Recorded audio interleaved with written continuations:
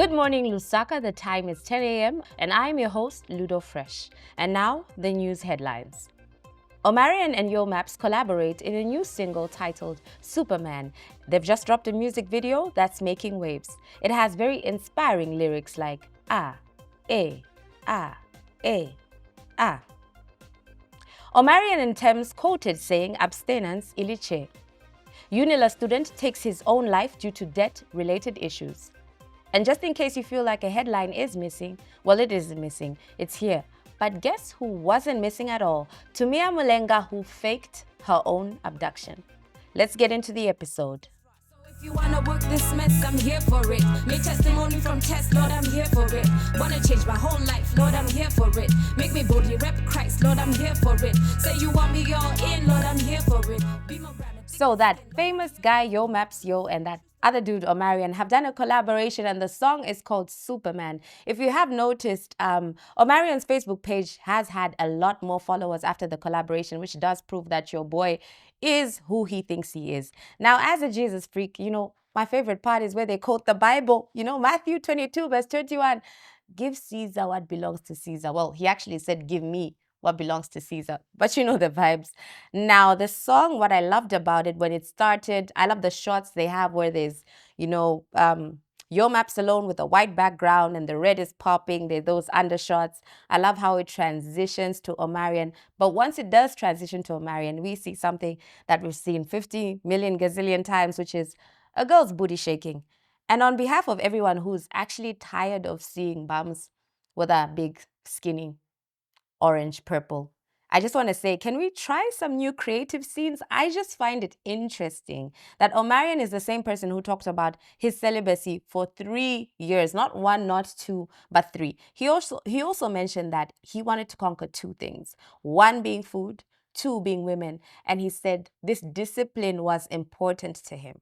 When I decided to become celibate, it was because I was searching for something more. A lot of people would be like, oh, he young, he on top of the world, he just put out an album, his #1 album. Like, you ain't out here fucking these hoes, you know what I'm saying? And I'm like, nah, it's more to life than that. It allowed me to kind of step out of this world being a sex symbol. In hindsight, it was preparing me for my contribution to music. I just found myself in that position of wanting to understand my energy, give myself time to grow. I knew that if I could control two areas of my life, which is food and the urge of sex, then nothing can stop me. And then come to find out that Lenny Kravitz has been celibate for however long. I'm like, wow. That makes sense. That dude's glowing. When you harness that energy, you just start to radiate. That's facts.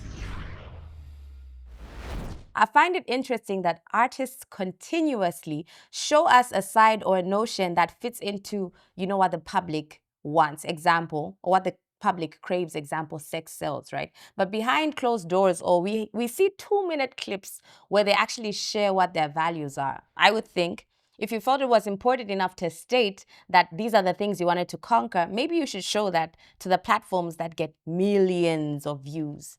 Just a thought. But again, I say, we're tired of seeing booty.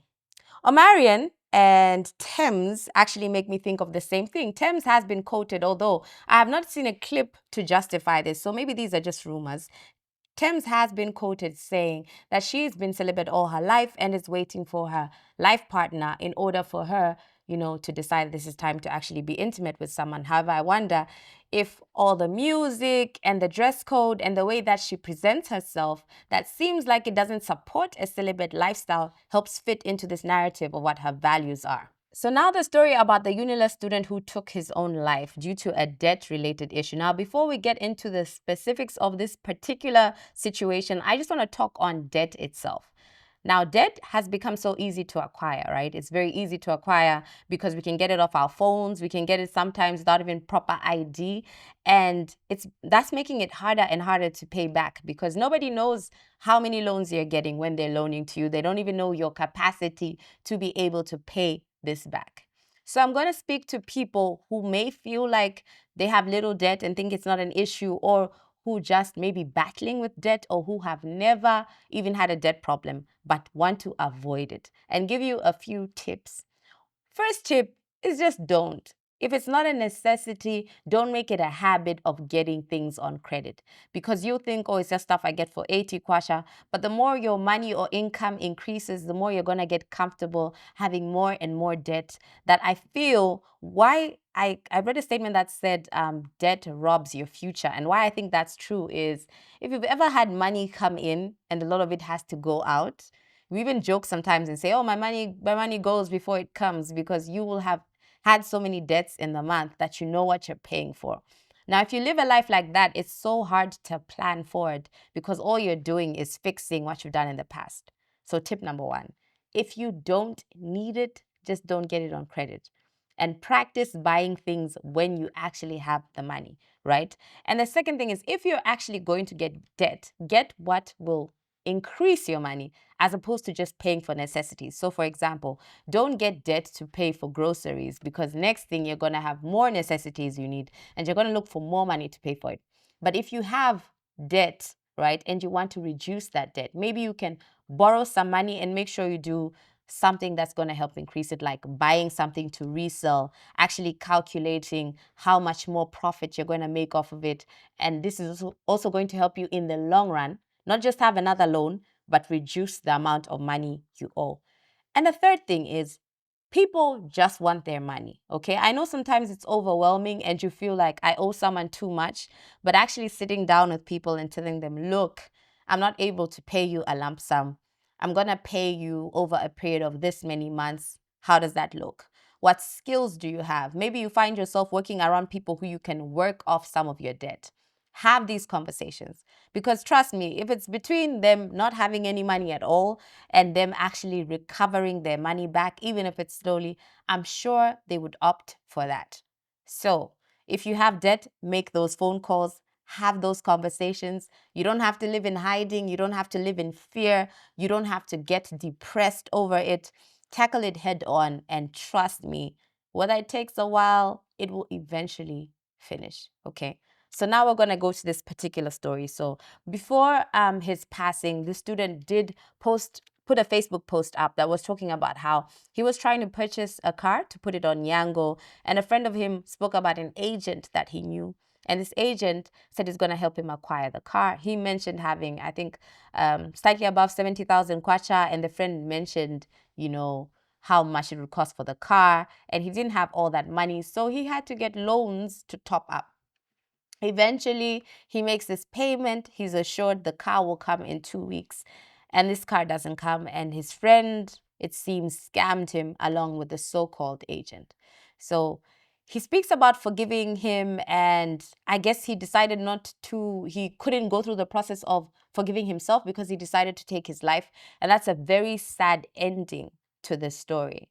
So one thing I remember Jerry Flowers saying in a sermon is, the devil is lying to you when you feel like you need to take your own life.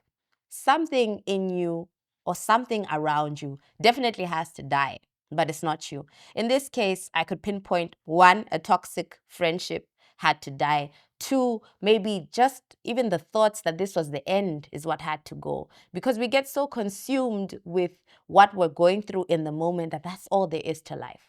Like right in that moment, the anguish or the pain or the confusion, what you're going through is all you see. Now, I can testify that I have seen debt ruin a lot of lives. Now we have all these easy ways to bet, and it's getting so casual. But I can testify that in a world where we scream things like YOLO, one of the things you don't want to have is debt. So this is a very sad story that came out of Unilas. May his soul rest in peace. And I pray that we will get comfortable reaching out to people, having conversations about financial literacy, having conversations about depression, and just being there for each other. Now, the last story that I'm going to speak on is Tumiya Mulenga. I assume it's not Tumaya, so it must be Tumiya. Guys, what kind of romance is this? I just want to know, what kind of love is this that makes you fake being abducted? Now, I don't know all the facts here, but what I do know is I saw the post personally off of someone's WhatsApp status, and she was talking about how this is her friend's niece, And so we're all getting worried and concerned. I've personally known someone who's gone missing and was never found. So whenever I see a story about missing people, I take it very personally. I share the posts. I worry about whether the person has been found because I know how traumatic it is to have no explanation whatsoever to where someone is, whether they're alive, whether they're dead, whether they're getting tortured. You have no idea.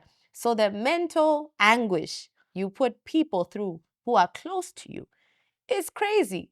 For it to all just be a prank, like, I don't know, homegirl needs to blink twice if maybe she's really in a relationship that we can't understand, because I don't get how the two of you came together and thought this was a good idea. Like, yo, I just need to come see you, but they probably won't let me, so I'm just gonna pretend I've been abducted.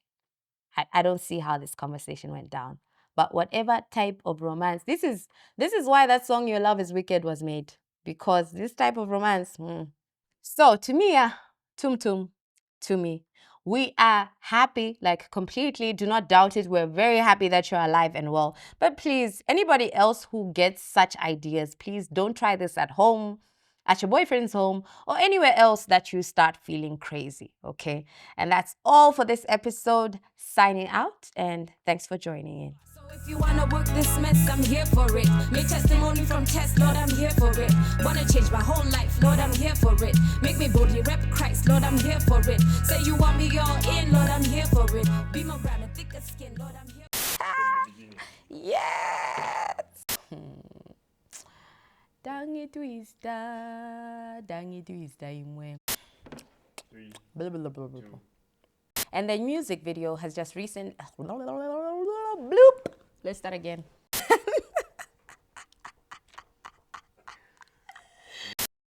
I'll do it much better.